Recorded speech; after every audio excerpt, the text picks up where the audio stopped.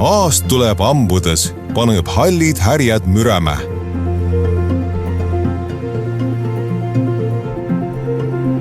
Eesti impordib sügisel ja talvel suure osa kasutatavast elektrist. Puhast elektrit toodaks sellel ajal Eestis kõige suuremas koguses just meretuulepark.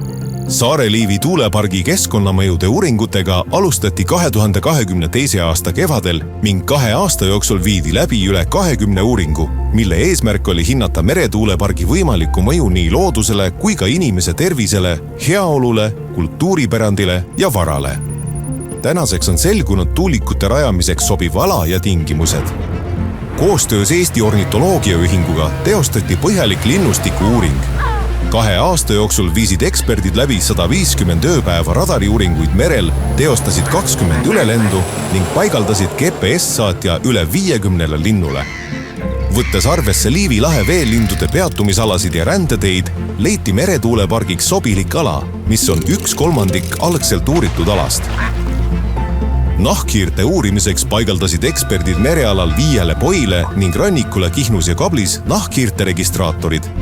Uuringud näitasid, et kevadrände ajal on nahkhiiri merepargi alal vähe, kuid ala läbib nahkhiirte sügisränne, mis tõttu tuleb rände ajal rakendada öösel leevendusmeetmeid. Teadlased tegid arendusalal kalastiku inventuuri ning uurisid kevad- ja sügisräime. Uuringute tulemused näitasid, et ala on ka kalasid arvestades meretuulepargi rajamiseks sobiv. Suurimateks võimalikeks mõjudeks on häiringud ehituse ajal, mis tõttu on vajalik rakendada mõningaid ehitusaegseid piiranguid kevadel ja sügisel. Uuringud näitasid, et räime kevadine ränne suuremas mahus meretuulepargi piirkonda ei läbi ja sügisräime koelmutele on võimalik ehitusaegsete piirangutega mõju leevendada. Hüljeste uurimiseks analüüsiti saatjaga varustatud 12 hallhülge ja 32 viigerhülge liikumisi Liivi lahes. Andmed näitasid, et meretuulepargi ala ei ole hüljestele oluline piirkond. Keskkonnauuringud jätkuvad järelseirena ka tuulepargi ehituse ja töötamise ajal. Edasise seiramise alla jäävad näiteks nii linnud, nahkhiired, hülged, merepõhja elupaigad kui ka kalad. Saare-Liivi meretuulepargi tuulikuid on näha maksimaalselt kuni 50 kraadi ulatuses peamiselt Kihnu lääne- ja lõunarannikult ning veelgi kitsamalt Sõmeri poolsaare ja Manilaiu rannikult. Tuulikuid on näha ainult rannast, mitte sisemaalt. Eraldi uuriti ka võimalikku müra lähimate elamute juures, kuid see jäi oluliselt alla lubatud normi.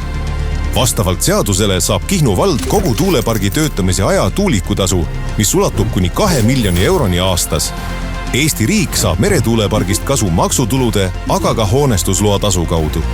Tuulepark toodaks puhast elektrit just siis, kui seda kõige enam vaja on ja langetaks elektri hinda.